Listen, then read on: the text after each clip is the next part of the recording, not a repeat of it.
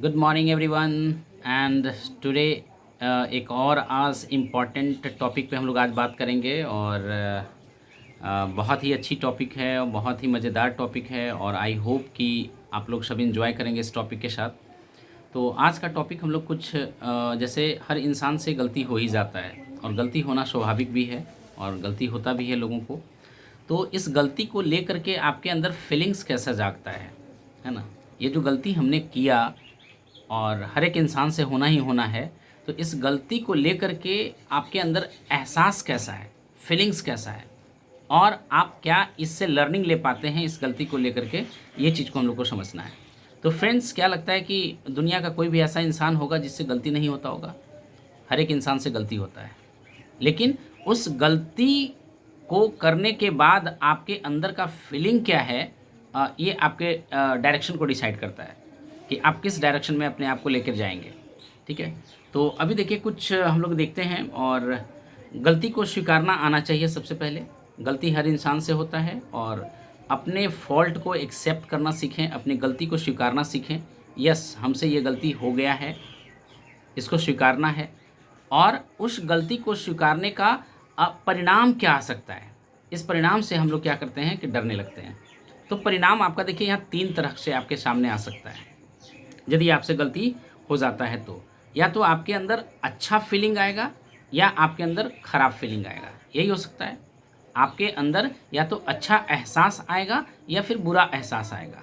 अच्छा एहसास यदि आप अपने अंदर लाते हैं तो आप उस गलती से लर्निंग लेंगे, लेसन्स लेंगे और उसको आने वाले समय में उसका इस्तेमाल करेंगे और आगे बढ़ जाएंगे।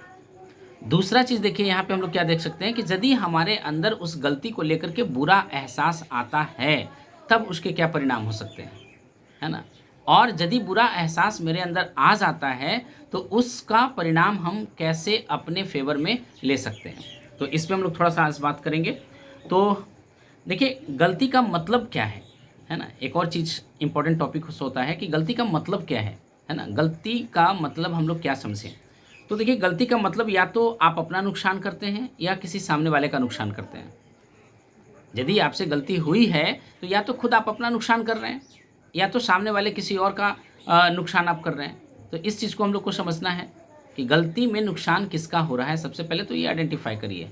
यदि अपना नुकसान हो रहा है, एक तो ये हो सकता है, दूसरा हो सकता है कि किसी दूसरे का नुकसान हो सकता है आपकी गलती के कारण। आपकी गलती के कारण, तो दोनों चीज़ को समझना है। ठीक है? और ये हो सकता है कि आपने जो दूसरे के लिए गलती किया उससे उसके दिल को ठेस पहुंच सकता है। फाइनेंशियल लॉसेस आप दे सकते हैं। ये 2 तरह से वहाँ भी हो सकता है। या तो फाइनेंशियल लॉस आप दे सकते हैं सामने वाले का, या अपने दिल पे उसका दिल दुखा दिया हो आपने अपनी अपनी गलती से। और यही आपसे भी, आपको अपने लिए भी हो सकता है कि या तो आप अपना फाइनेंशियल नुकसान कर रहे हैं अपनी गलती के कारण, या फिर आप अपने उस गलती के कारण क्या कर रहे हैं, आप अपनी उस गलती के कारण खुद का दिल दुखा रहे हैं या अपने आप सेल्फ इमेज को लो कर रहे हैं। तो इन दोनों चीज़ को कैसे अच्छे तरह से हम समझ पाएँ और कैसे अच्छा करें। तो एक शब्द है देखिए, कैच योर पैटर्न। और ये तभी आपको एहसास होगा, जो बात मैं कर रहा हूँ ये तभी एहसास होगा जब आप कैच योर पैटर्न को फॉलो करेंगे। हमेशा एक चौकीदार, एक पहरेदार की तरह आपको क्या करना है कि अपने विचारों पे प्रहरी बना हुआ रहना है कि मेरे अंदर का भाव क्या चल रहा है, मेरे अंदर का विचार क्या चल रहा है, मेरे अंदर का डीप थॉट्स क्या चल रहा है। इस पे आपको एक प्रहरी की तरह रहना होगा, है ना? और देखिए, यदि गलती आपसे, हाँ, अपने लिए खुद से हुआ है, मान लिया जाए कि वो गलती जो हमने किया वो मेरे अपने लिए है, खुद से है, तो उसका नुकसान को भरने की कोशिश करना है। जो हुआ सो हुआ, है ना? लेट देम गो, है ना? जाने दीजिए, क्योंकि अब उस पे आपका अधिकार कोई है नहीं, आप कुछ कर नहीं सकते हैं। तो जो भी नुकसान हुआ है उसको भरने के लिए आप तैयार रहें, भरने के लिए आपको तैयार रहना होगा। वहाँ से आपको लर्निंग लेना होगा और लर्निंग ले करके फिर क्या करना है कि आगे बढ़ जाना होगा। ये तो हुआ फर्स्ट।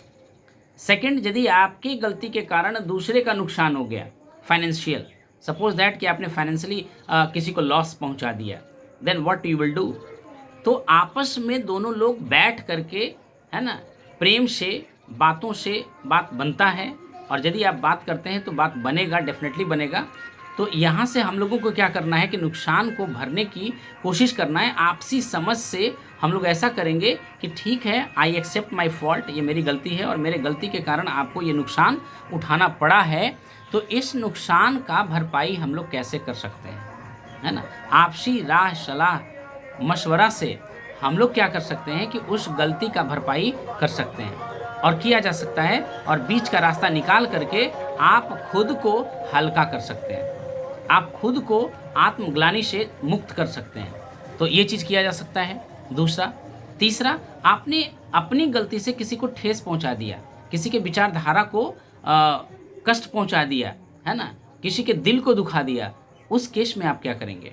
आप अपनी गलती से तो सबसे पहले तो रियलाइज़ करना होगा, सबसे पहले रियलाइज़ करना होगा कि यस, हमसे ये गलती हुई है, और सामने वाले से हम क्षमा याचना भी कर सकते हैं, नो डाउट, वेरी फ्रैंकली, है ना, क्योंकि हमने बताया था कि आपके गलती में अच्छे और बुरे का एहसास नहीं जगाना है।